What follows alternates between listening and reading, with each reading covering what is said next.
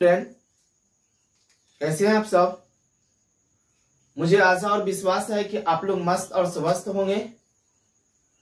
तो आइए, target biology वाले में आप लोग को स्वागत है, वेलकम है।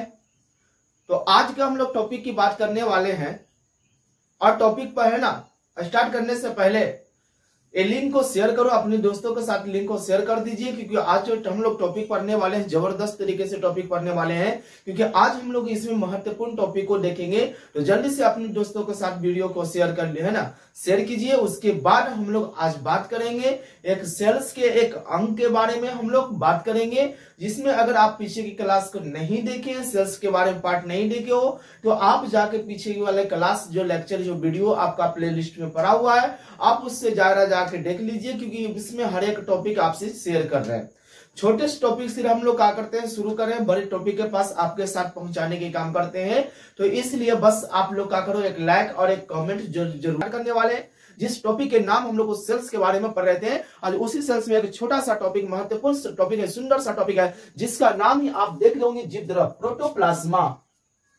हम लोग पिछले सभी क्लास में देख लिए थे कोशिका झिल्ली के बारे में, कोशिका भित्ति के बारे में, माइटोकॉन्ड्रिया के बारे में, गोल्गी बॉडी, राजधानी तरह का है ना, इंडोप्लाज्मिक रेटिकुलम, राइबोसोम, केंद्रक, लाइसोसोम के बारे में पूरे टोटल देख लिए थे, है ना। और ये बताया था कि एक सब किसके अंदर होगा, एक कोशिका भेद किसके अंदर होगा, कोशिका झिल्ली के अंदर होगा, और सभी गुण विद्यमान होते हैं, और ये जो काम करते हैं सेल्स के रूप में काम करते हैं। और इसी सेल्स को हम लोग आगे टॉपिक को बढ़ाने वाले हैं। तो यहाँ पर ध्यान दीजिएगा, जिसका नाम है प्रोटोप्लाज्मा। पहले नाम सुनते हैं, जिसका नाम है प्रोटोप्लाज्मा। ये प्रोटोप्लाज्मा होता क्या है? प्रोटोप्लाज्मा जीवन का सबसे एक आधार होता है, जीवन का एक आधार है। सभी जीवित जीवों के लिए एक जीवन का आधार होता है प्रोटोप्लाज्मा। इतना महत्वपूर्ण टॉपिक है, जिसमें सबसे पहले अगर हम लोग बात करें तो प्रोटोप्लाज्मा का जो खोज किए थे वो पुरकिंजे नामक वैज्ञानिक ने किए थे। कौन किए थे? पुरकिंजे नामक वैज्ञानिक ने किए थे। कौन किए थे? तो है ना, यानी कब किए थे? यानी 1840 ईस्वी में इनको नाम दिए थे, प्रोटोप्लाज्मा को नाम, इसका उच्चारण दिए थे।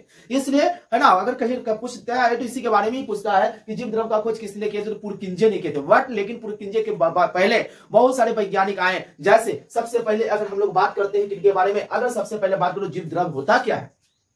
जीव द्रव होता क्या है? तो कहेंगे कि सभी कोशिकाओं में पाए जाने वाले सभी जितने भी प्रकार की कोशिकाएं होते हैं, सभी में क्या होता है? कोलाइडी होता है। क्या होता है? कोलाइडी। कोलाइडी पदार्थ को जीव द्रव या प्रोटोप्लाज्मा कहते हैं। यानी सभी जीवित जीवों में जो कोशिका जो होता है कोलाइडी के रूप में होता है, उसी को हम लोग क्या कहते हैं? यानी प्रोटोप्लाज्मा या जीव द्रव कहते हैं। और इसी जीव द्रव का हमारा जो है, जीव द्रव जो है एक जीवन का क्या है? आधार है। पूछता है, बहुत बार क्वेश्चन पूछा गया है कि जीव द्रव जीवन का एक क्या है? तो आधार होता है। क्या होता है? और इसी को बताने वाले सबसे पहले कौन व्यक्ति थे? जिसका नाम था हैक्सले। क्या नाम था? हैक्सले के शब्द में जीव द्रव का जीवन का आधार जो बताने वाले थे वो हैक्सले थे।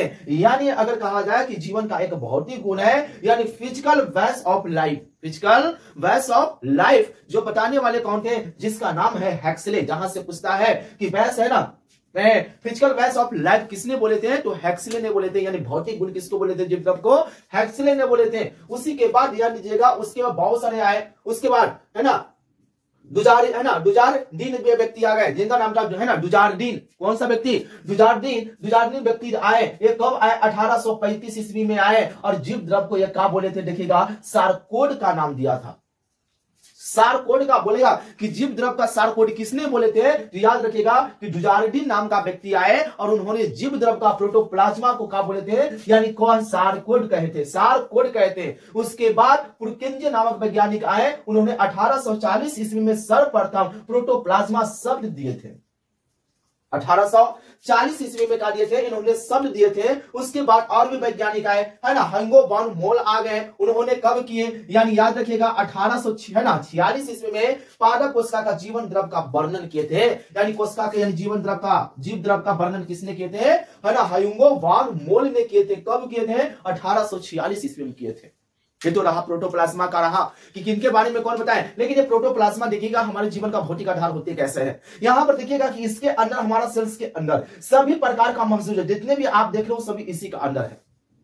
लेकिन जरा एक आप लोग बात करो, समझने की बात कोशिश करो कि अगर मान लो कि एक बैग ले लो या किसी प्रकार का एक डब्बा ले लो और हम 2 3 को 4 को 5 को बर्तन डालो और उसको लेके दौड़ो, तो लेके दौड़ेगा तो क्या करेगा? आवाज देगा। क्या करेगा? आवाज देगा, है ना, आवाज देगा ना। तो बर्तन का हो जाएगा, पचक भी सकता है, टूट भी सकता है, फूट भी सकते हैं। या मोबाइल आप ले लो, यानी एक डब्बा बना ले लेना और हम 4 को 5 को मोबाइल डाल दो और उसको लेके दौड़ेगा तो सभी मोबाइल आपस में टकराएगा। टकराएगा कि नहीं टकराएगा? हाँ टकराएगा। उसके बाद इसीलिए अब बताओ कि यही जब एक डिब्बा है, एकरा में बहुत सारे माइटोकॉन्ड्रिया, गोल्गी बॉडी जितने भी है सब इसी में है और खाली आसान है। ये जब हम लोग दौड़ेंगे तो कोशिका भी दौड़ेगा। जब अगर हम लोग दौड़ेंगे, जब दौड़ेंगे तो हमारे शरीर का तो कोशिका दौड़ेगा ना जी। हाँ, जब कोशिका दौड़ेगा तो ये बताओ कि ये हमारा टकराएगा कि नहीं? माइटोकॉन्ड्रिया गोल्जिया से जाकर टकरा जाएगा, बोलेगा ये हमको से टकरा गया जी, ये हिलने से बोलेगा ये हमको से टकरा गया, ये ना सब अपने में क्या करना शुरू कर देगा, लड़ना शुरू कर देगा। क्या करना शुरू कर देगा? लड़ना शुरू जब कर देगा तो इसीलिए इसको से बचाने के लिए, इससे बचाने के लिए इसमें क्या कर दिया गया, जब है ना इसमें है जो एक द्रव भर दिया गया। क्या भर दिया गया? द्रव भर दिया गया। जैसे आप देखते होगे ऑनलाइन कोई अगर काम करते होगे, ऑनलाइन को अगर मंगाते होगे, पार्सल मंगाते होगे या कोई सामान देखते हो या मोबाइल देखते हो तो देखिएगा उसमें छोटा छोटा खान बनाना रहता है दो ना, या किसी भी तरह के देखो खक्सा के लगाया रहता है या उसमें कुछ भर दिया जाता है ताकि वो आपस में टकराए नहीं, दौड़ने के पास वो टकराए नहीं। देखते हो तरह तरह के बॉक्स बनाया रहता है कि बस उसी को अंदर सीमित रहता है। इसीलिए क्या कर दिया जाता है, इसके अंदर जो क्या किया, इसमें जीव द्रव भर दिया। इसमें क्या भर दिया? जीव द्रव भर दिया। इसमें क्या भर दिया? जीव द्रव भर दिया। क्या आप जीव द्रव, इसमें जब जीव द्रव भर दिए तो अब हिलने उन्हें कितनों दौड़ करो, जितने कुछ करते रहो, अब कोई टेंशन होने वाला नहीं है। तो इसी के अंदर क्या भर दिया गया? जीव द्रव भर दिया गया कि अब कितनों तो कुछ करते रहो, होने वाला ना माइटोकॉन्ड्रिया गोल्गी बॉडी से टकराएगा और ना कोई किसी से दूसरे से नहीं, अपने चुपचानी बस काम करते रहेगा। जिसका जो काम है कितनों दौड़ लो, कितनों दौड़ लो, कितनों कुछ कर लो, अब होने वाला हम लोग को नहीं, एकदम सीमित स्थगित हो जाता है। क्लियर हुआ? तो उसी के बारे में ध्यान दीजिएगा। यही हमारा जीवन का एक कुछ हो गया, आधार हो गया। और इसी जो बात किया जाए, जीव द्रव को जो होता है वो दो भागों में बांटा जाता है। कितने भागों में बांटा जाता है? दो भागों में बांटा जाता है। एक जो होता है कोशिका द्रव होता है और एक होता है केंद्रक द्रव होता है। अगर मान के चलिए कि जीव द्रव अगर कोशिका में भरा हुआ है तो वो क्या हो जाएगा? कोशिका द्रव हो जाएगा। क्लियर हुआ? ध्यान दीजिएगा। अगर जीव द्रव को दो भागों में बांटा गया, पहला जो हो गया कोशिका द्रव, उसके बाद हो गया केंद्रक द्रव। आप खुद दिमाग लगा सकते हो कि यहां पर देखिएगा कि अगर कोशिका में जीव द्रव भरा रहेगा तो उसको कहते हैं कोशिका द्रव कहते हैं। और कोशिका का सबसे पहला आपको नाम भी पता होगा, जिसको बोलते हैं साइटो। और द्रव का हो गया प्लाज्मा, यानी साइटोप्लाज्मा कोशिका में भरा हुआ रहता है। जीव द्रव जो है, सॉरी, जीव द्रव यानी कोशिका द्रव जो है, कोशिका द्रव जो है कोशिका में भरा रहता है, लेकिन केंद्रक में जब भरा रहेगा उसको बोलते हैं केंद्रिका द्रव। आप पिक्चर में भी जरूर देखे होंगे कि अगर कोशिका में भरा है तो कोशिका द्रव और केंद्रक में जो भरा हुआ है वो केंद्रक द्रव होता है। तो ये तो किसके बारे में रहा? लाइसोसोम के बारे में। और ध्यान देना मेरे भाई, मेरे स्टूडेंट, है ना, क्योंकि सेल्स जो टॉपिक होता है बहुत लॉन्ग टॉपिक है। उसके बाद हम आपको नेक्स्ट पार्ट में बताएंगे, बहुत अच्छे से टॉपिक के बारे में बताएंगे, यानी यूकैरियोटिक कोशिका, प्रोकैरियोटिक कोशिका के बारे में बताएंगे, जिसमें अगले क्लास बहुत जो है बम्पर क्लास होने वाला है। क्योंकि यहां से अब हम लोग थोड़ा सा कोशिका से थोड़ा सा आगे निकले हैं, तो इसलिए आप लोग वीडियो पर सपोर्ट करके बने रहे, क्योंकि आज जो हम लोग देखने वाले हैं, देखें हमारे इस टॉपिक को, सबसे इंपॉर्टेंट टॉपिक को, जिसका नाम था जीव द्रव के बारे में। अगर आप स्क्रीनशॉट ना किए हो तो एक बार स्क्रीनशॉट करो, आप अपने कॉपी में लगा लो, क्योंकि यहां से पूरी तरह से बायोलॉजी को हम लोग जीरो से हीरो तक बनाने के काम करेंगे।